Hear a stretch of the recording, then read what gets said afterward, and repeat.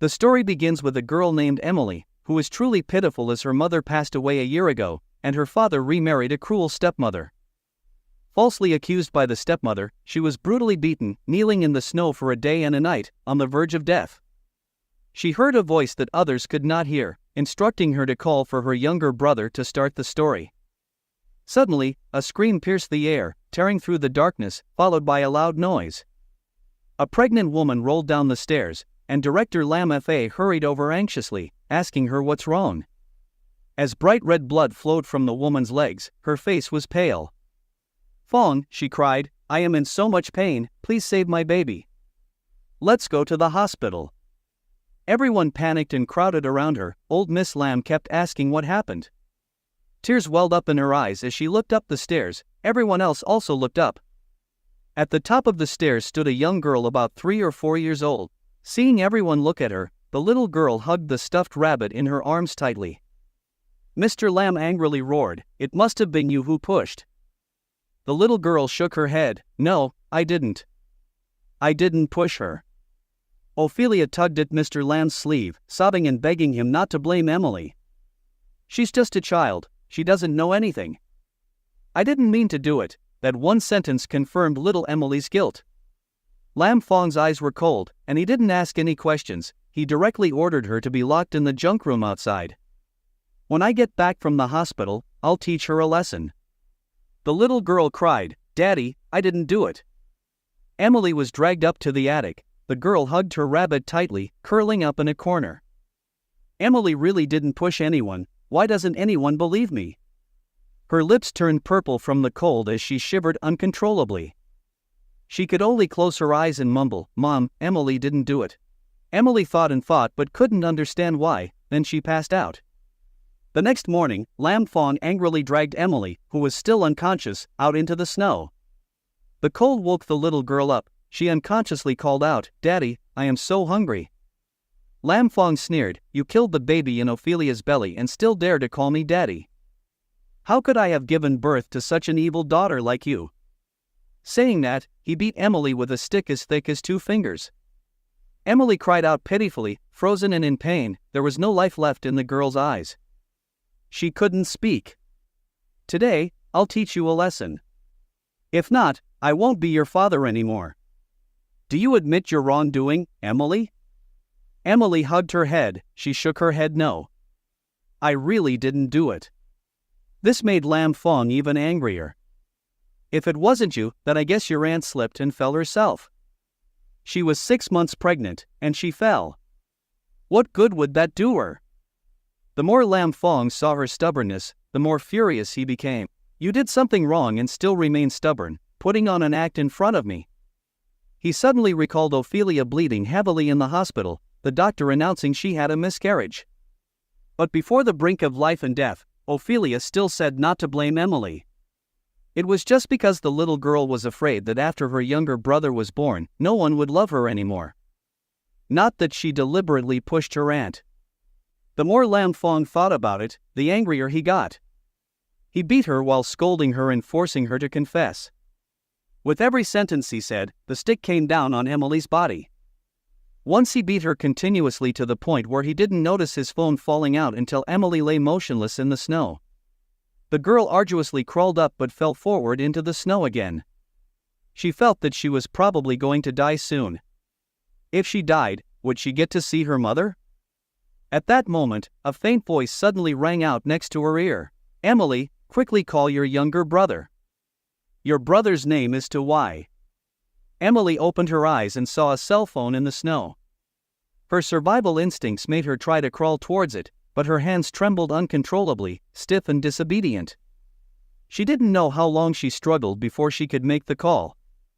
At the same time, in an antique villa in the capital, an old uncle was scolding. Another year has passed by. Didn't you say you could pass the doctor exam this year?" The brothers looked down silently. The uncle suddenly asked, "It's been 4 years, and you still haven't found your sister?" The faces of the 8 brothers changed. Everyone kept their mouths shut. "I only had one daughter who was sickly since she was little. Her brain was affected. 4 years ago, she lost her memory and wandered off. These past 4 years have been so agonizing. One of them was extremely regretful. That day, the doctor had to urgently treat a critical patient, so in just a moment, she disappeared. Father, it was all my fault. I was her lead doctor, but I didn't watch over her well enough. The living room fell silent. Just then, the phone suddenly rang. He had a rule against answering phones during morning meetings. White hurriedly picked up the phone, getting ready to turn it off right away. He put down his teacup and ordered the speaker to be turned on. The two brothers looked at Dr. To sympathetically. He had no choice but to take the call on speakerphone. A small voice suddenly rang out. Hello, younger brother. I am Emily, and my mother is to Cam Knock. Are you my younger brother, to Wham? Hearing this, the pen in the old uncle's hand dropped. The child's voice on the line continued. Younger brother, Emily is so cold and hungry. Emily didn't push Auntie, but they don't believe me. Daddy made me kneel outside in the cold. Can you come get Emily, younger brother? As she spoke, the little girl's voice grew weaker and weaker. Everyone felt their throats tighten, unable to utter a word. The howling wind and snow could still be heard clearly on the phone, but the child's voice suddenly stopped.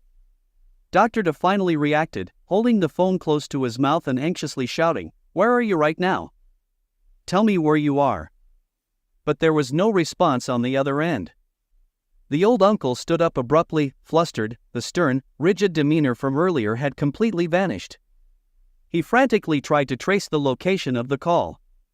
After who knows how long, Lam Fong went to look for his phone. Seeing Emily lying motionless, he kicked her to see if she was still alive. He coldly said, Dead is also good, less trouble. For years ago, he had picked up a woman. Her clothes were tattered. He pityingly brought her home. When she was washed clean, he discovered she was very beautiful. Her whole naked body seemed to have lost her mind. She was also a bit silly and dumb. He became infatuated with her, feeling that she was cute, and so she became pregnant.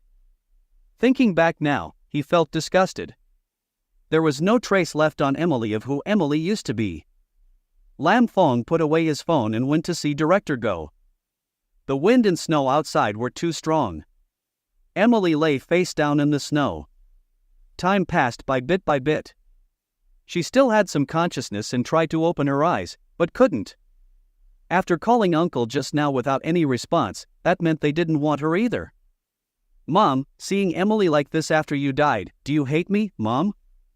Emily's purple lips tightened. Her mind kept repeating, Mom, Emily won't admit. Emily is very obedient. At this moment, outside the Lam family villa, a man kicked open the front door. Dr. Tu anxiously looked around. On the phone, Emily said she was kneeling at the door. Suddenly, his expression changed as he saw a small snow pile by the door. He rushed over and finally saw a small figure under the snow. He shouted, Wake up! Dr. Tu hurriedly picked up the little girl. When he clearly saw the small face, he was certain this was his niece. Her face was exactly like that of Cam Knox when she was little. Emily just felt herself falling into someone's warm embrace. That person even took off his coat to wrap her in it. Emily arduously opened her eyes and looked clearly at the man in front of her, who resembled her mother a bit. Perhaps he was her uncle. She softly asked, Are you my uncle? Emily didn't push anyone. Emily has almost lost all feeling. Dr. Tu couldn't hold back his tears. You've come. I am taking you home. He couldn't imagine what Emily had endured all alone. Dr. Tu carried Emily outside. It all happened so quickly that the Lam family didn't have time to react. Getting in the car, the young man with him asked, How is she? Dr. Tu hurriedly said, Hurry to the hospital. In his haste going downstairs, Lam Fong didn't see Dr. Tu carrying Emily away. Seeing the people in the car, he was startled. Tunat Tran, the current head of the Tea Group, and the famously cold-hearted CEO of the Tea Corporation, Lam Fong, were racking their brains, thinking, I was still trying to figure out how to make connections with the family. Why did they suddenly come to my house? With just one word from him, the Lam family could turn misfortune into a blessing. Lam Fong immediately ran over, his face was full of smiles. Please come in. What wind has blown you here? We are greatly honored to welcome you to the Lam family home. Tuna Tran coldly glanced at Lam Fong. So, you are Emilian's father. While Lam Fong was speaking, Mr. Lam, Mrs. Lam, and the servants heard the news and came out to greet them. Everyone had smiles on their faces, but Mr. Tu's expression didn't change at all. Tuna Tran said that, then got in his car and left. The Lam family stood there dumbfounded, their hearts empty and terrified. Lam sighed and sent someone to find out what had happened. Upon hearing that the family came and took Emily away and also said that the man was the girl's uncle, he suddenly understood something. The family had 8 sons and 1 daughter who had had poor health since childhood and never appeared in public. So the woman he had picked up 4 years ago was the precious only daughter of the Tu family. Mrs. Lam trembled. Since she's of the Tu family, let's quickly bring Emily back. Lam Fong angrily roared, how can we bring her back now? Now we can just take her back as we please. Mr. Lam thought for a moment, then said, no matter how angry the Tu family is, they can't deny he is Emily's father. He only beat her a little harshly and also beat her lightly sometimes. So, in the future, she will live in luxury and wealth. After bringing Emily back, the Tu family didn't return to the capital but rushed straight to the nearest hospital. The top VIP floor of the number 1 hospital in Nam City suddenly became chaotic. Old Mr. Tu kept pacing back and forth, leaning on his cane, and asking repeatedly why she wasn't out yet. His son looked at his watch and said, Father, please sit down. He frowned as he handed the test results to Tuna Tran. After reading them, everyone in the Tu family suppressed their anger. Her arms, legs, and even ribs were all broken, with countless severe wounds all over her body. The worst places had to be amputated. A 3 or 4-year-old child had to endure this much. They would definitely destroy Lam Fong. The tiny child had endured far too much suffering. Tuna Tran had thoroughly investigated the Lam family. He coldly said, their company was found to be smuggling and had fallen into crisis recently. They tried every method to ask the clan for help. Old Mr. Tu angrily said, it's their luck I didn't annihilate them. Dr. Tu asked why they beat Emily. Tuna Tran replied, Lam Fong's wife, Ophelia, fell down the stairs. Lam Fong thought Emily had pushed his wife, so he beat her like that. The Lam family came to see their niece, but this VIP floor has security checks, they can't get into the inner area. Tuna Tran coldly smiled and said, good. Notify the hospital to turn off all AC and open the windows wide, so they can wait outside. Next to Emily's ear, there was only the steady sound of machines. There were voices, but very vague. Emily, wake up. Emily trembled and slowly opened her eyes. Finally, she opened them, seeing the stark white wall.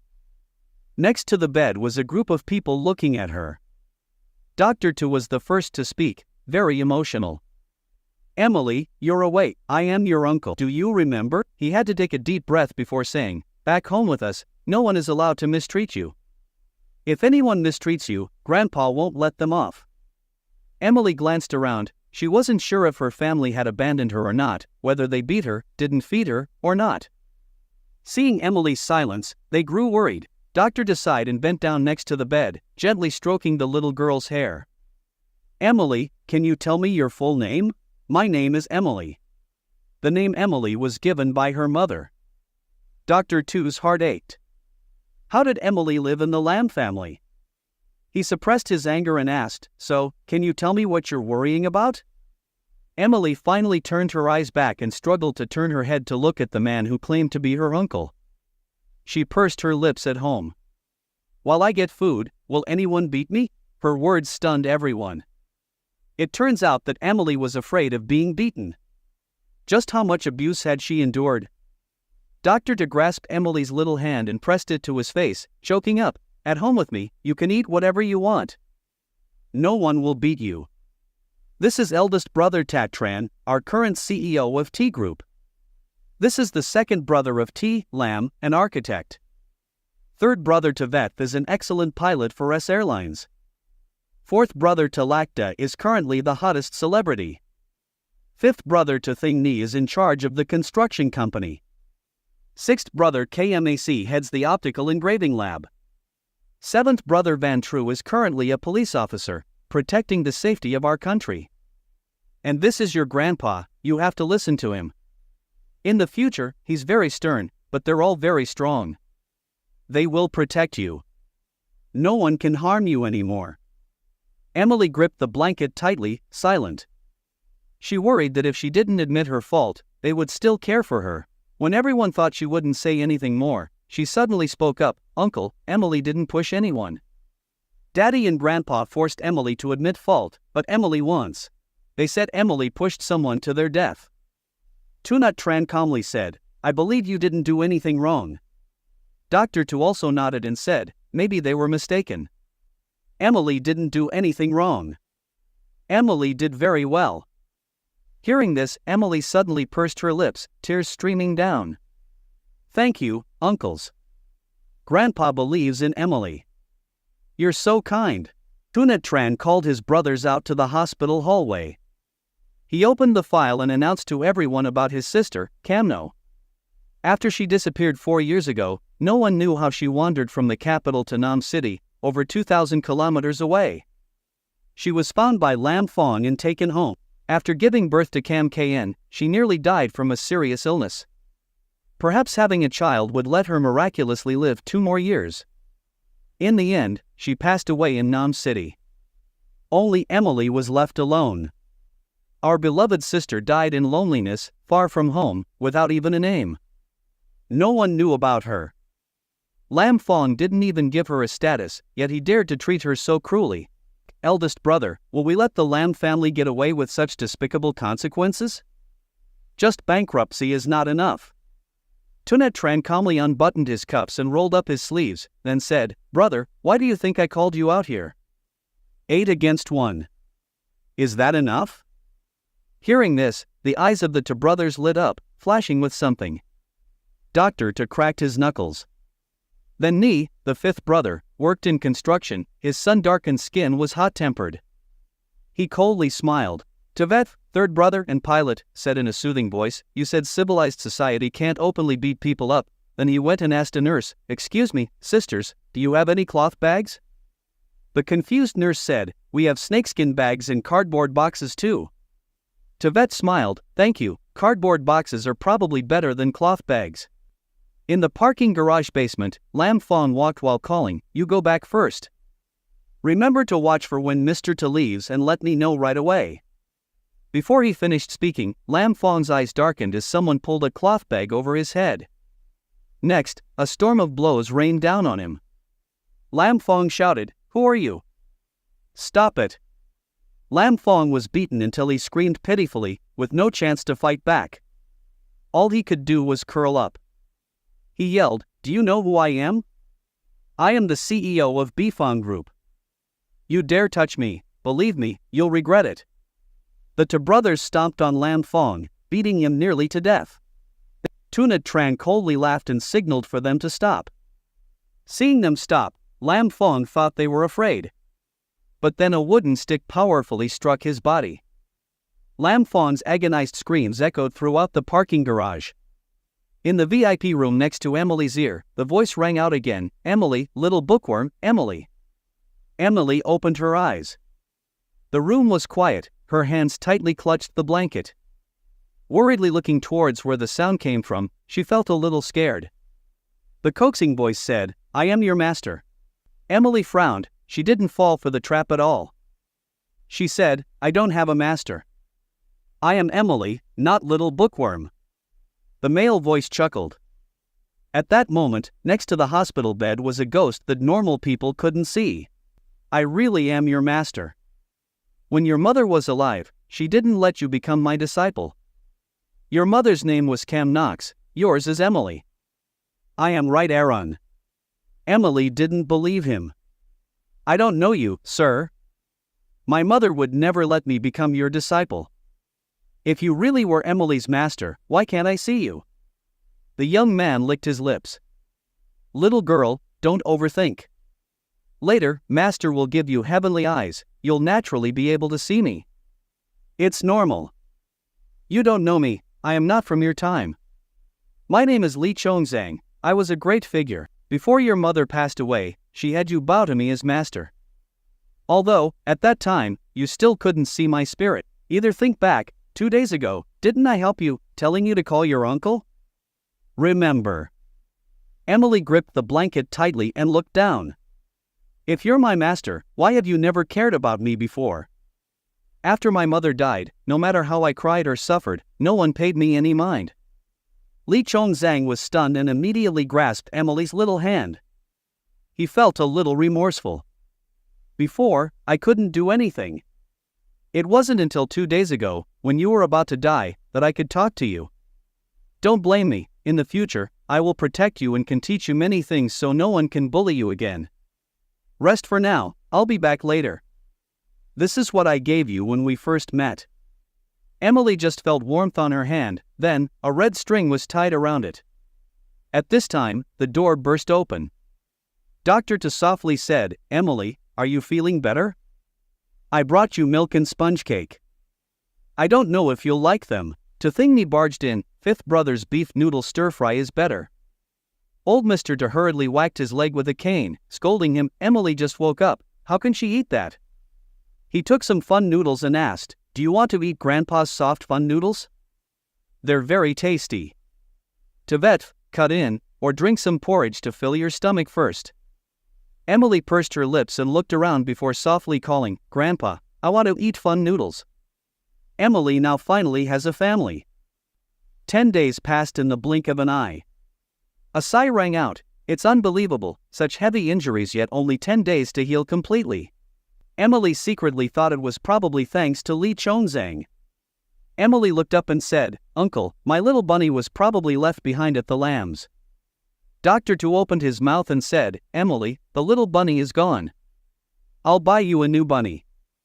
Emily shook her head, her eyes welling up with tears. But that bunny was from Mom. Yat-Tran pushed the door open and came in. Seeing Dr. Tu had upset Emily, he frowned and coldly asked, what was going on? Dr. Tu said resentfully, it wasn't me, it's that the bunny to the NH gave Emily was left behind at the lamb's house. To-Tran thought for a moment and then said, Emily, your eldest brother will take you to find your little bunny, okay?